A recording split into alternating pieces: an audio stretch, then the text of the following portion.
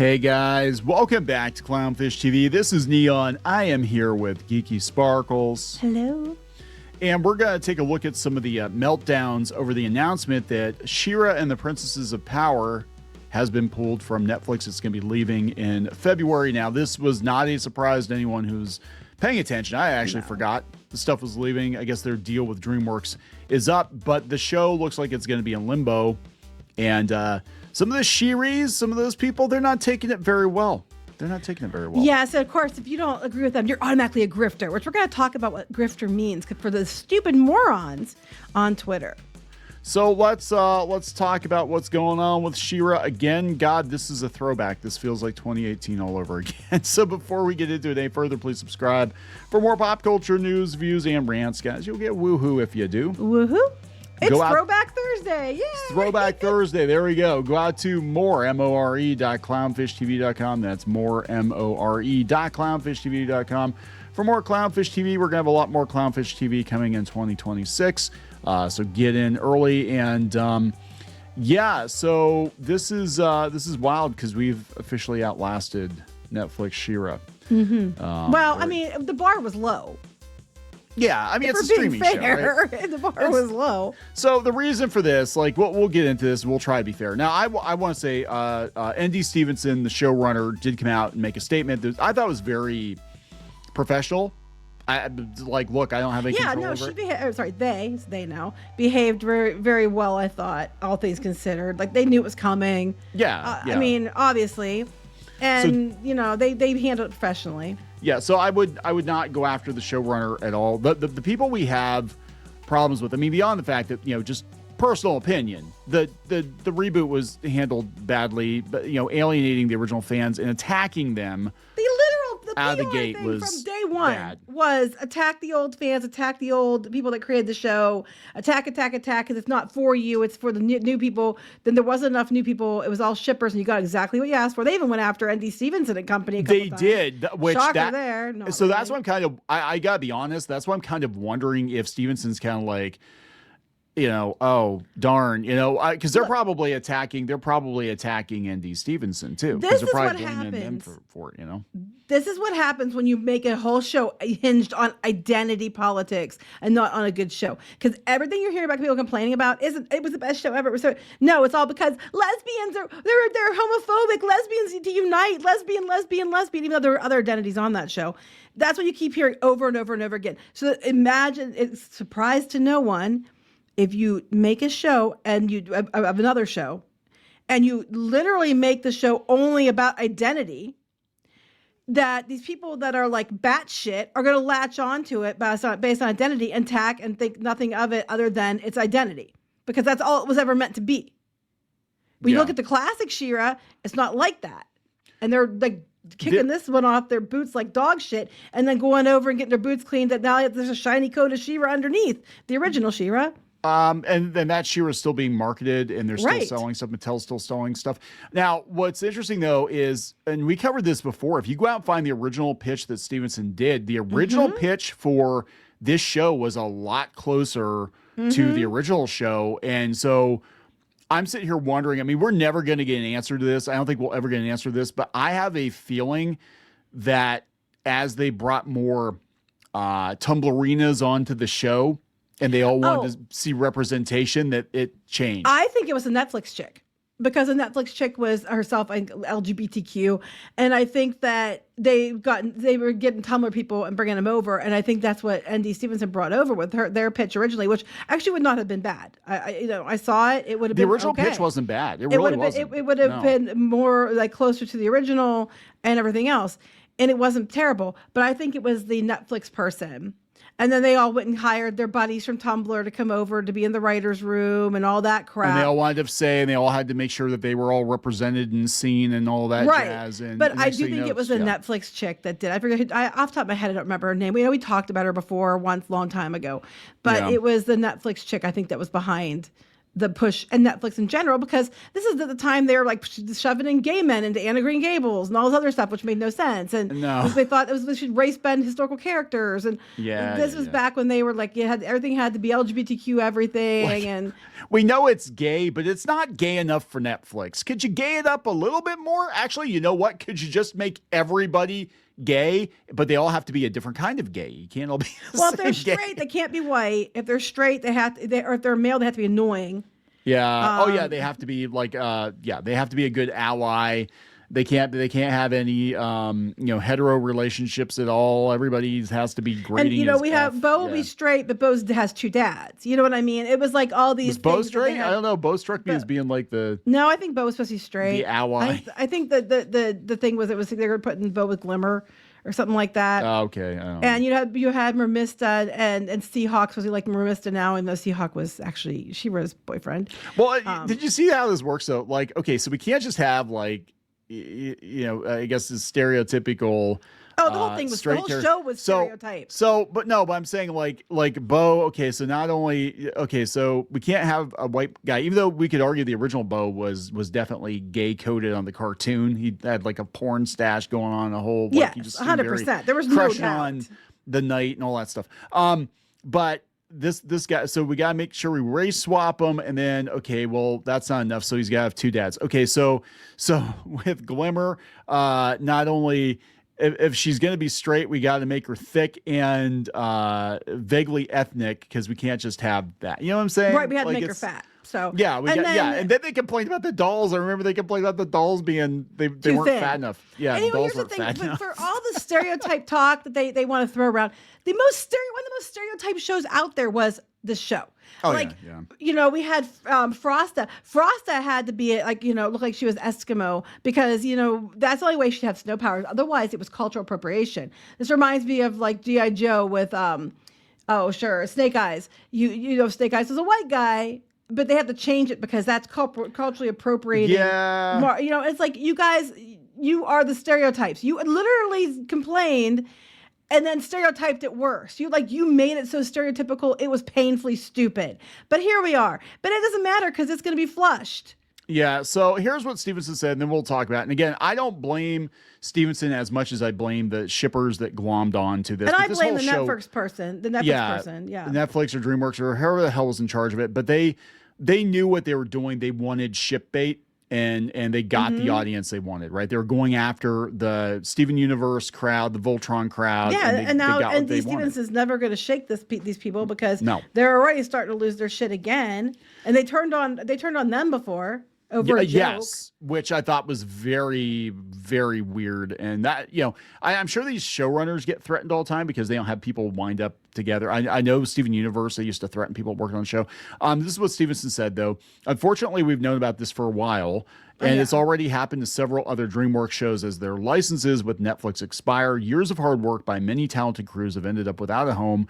We showrunners have no control over this. Basically, please don't write me and harass me. They probably are. Like, do something. And do something. I will back up Andy Stevenson here. They don't have control over this. So writing them incessantly isn't going to change anything. Screaming about it on TikTok and Twitter and Blue Sky is not going to change anything, because there's not enough of you.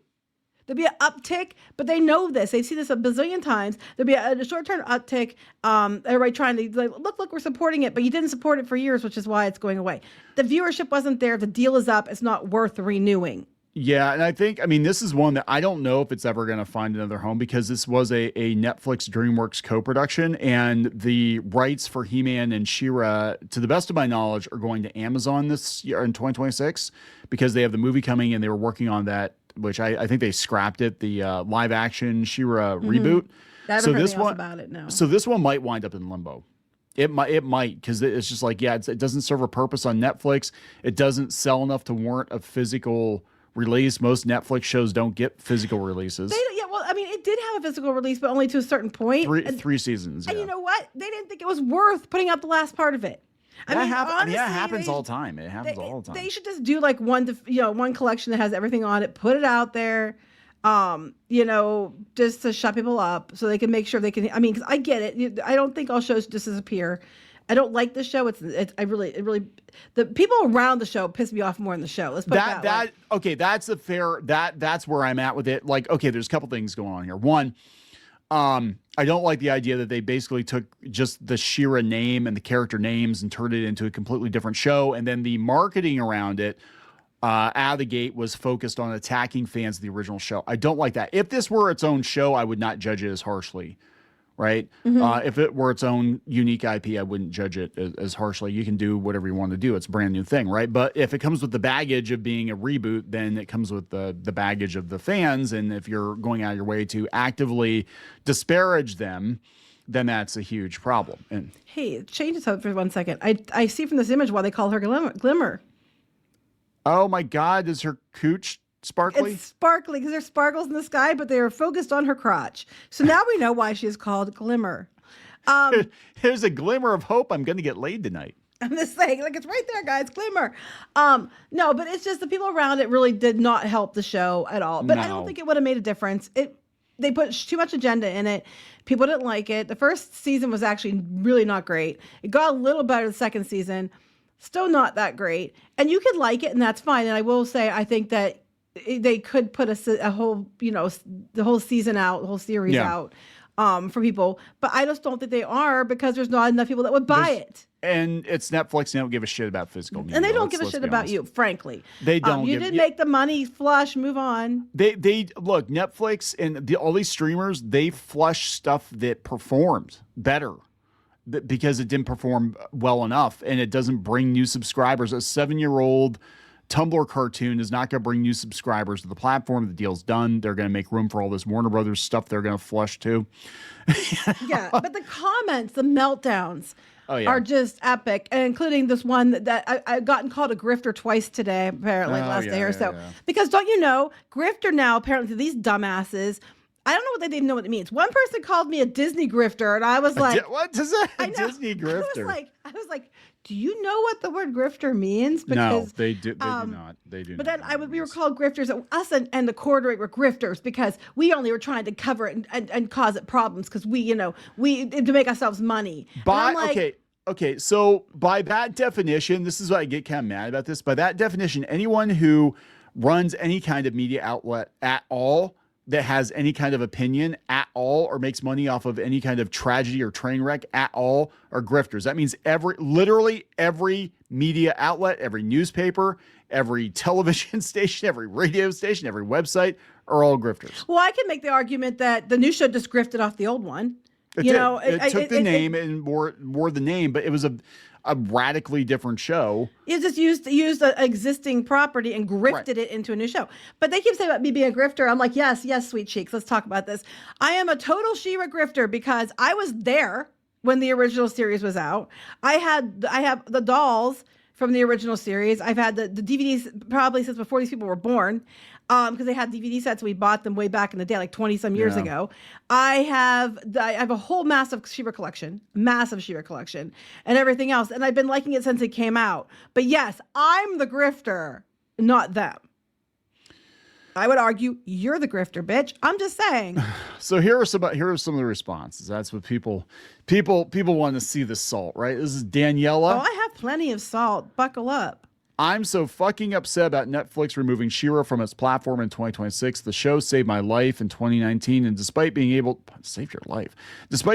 to pirate it, there are lots of people, especially queer people, who are new fans, and this is being taken away from them and future viewers. Now they've moved on to Has-Been Hotel, I guess. That's what they all do. That's what all they do, and that's what I said. They're already moved. Most of them have already moved on to another IP they're going to police and gatekeep and say it's theirs now because they licked it. They've already moved over there. Hardly anybody. I'd argue that new generation of people to watch it. People aren't watching it, which is why they're getting rid of it. If they was popular, they would do the deal.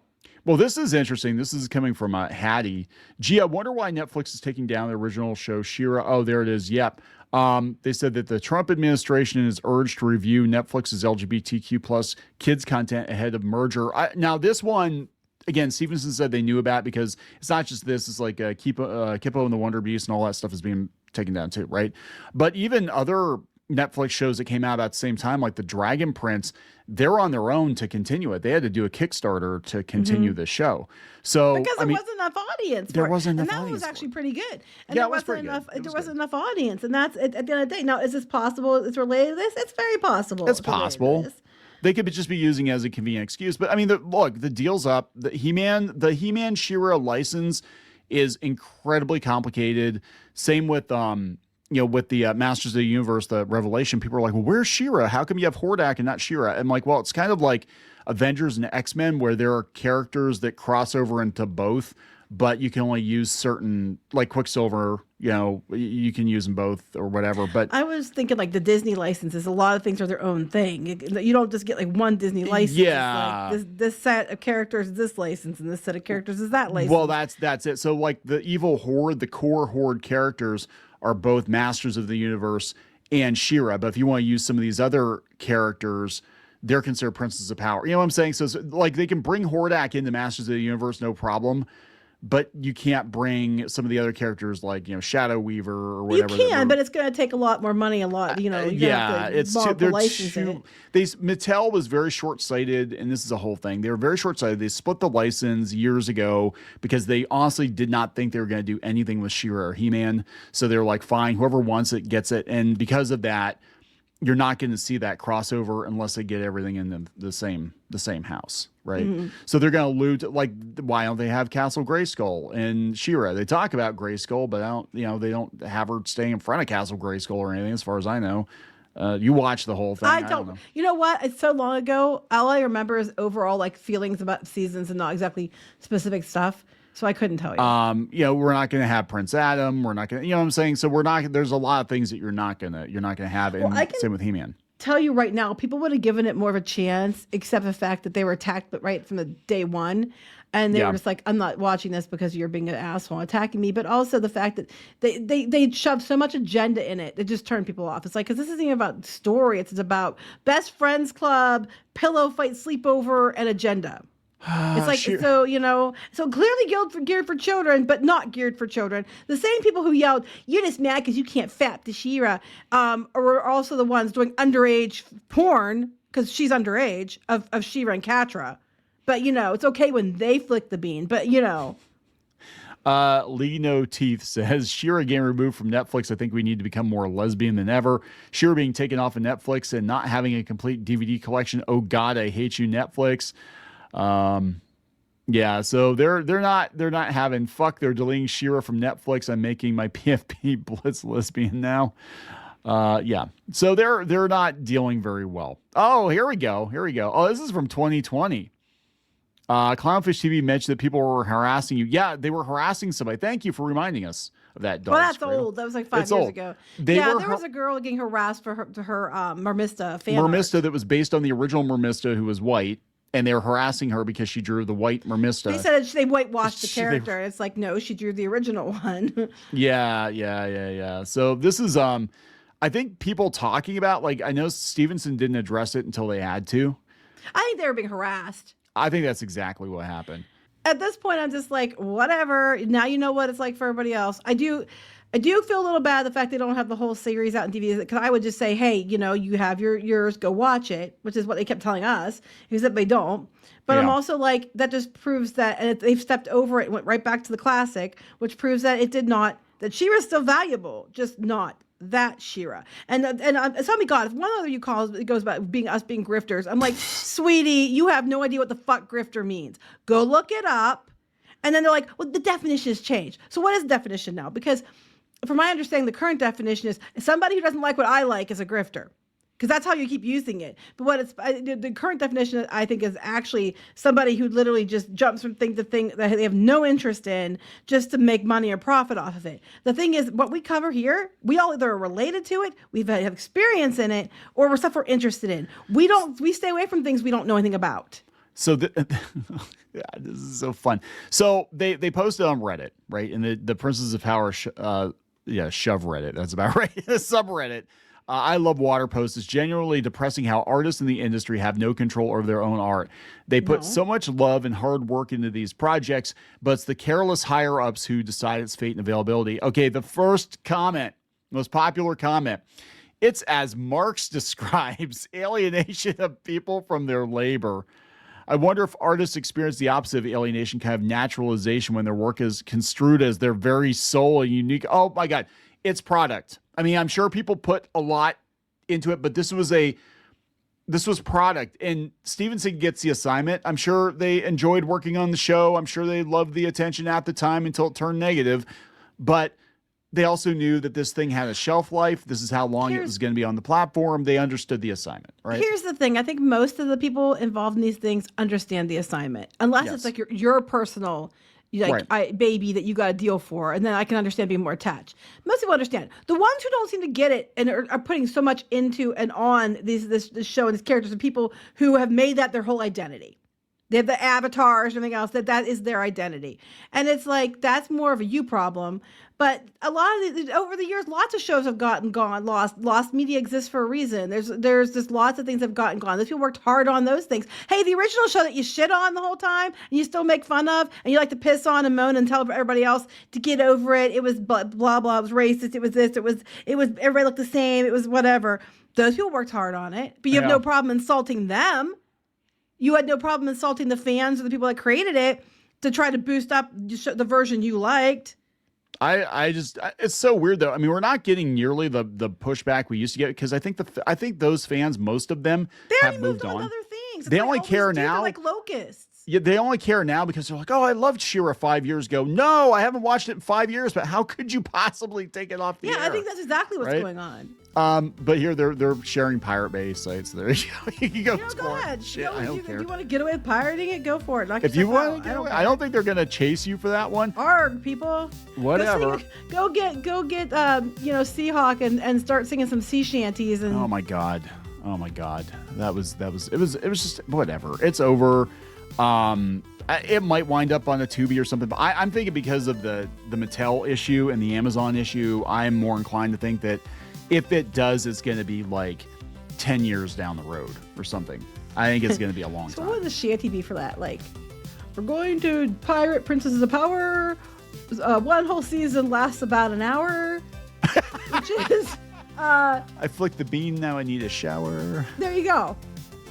Hooray, She-Ra.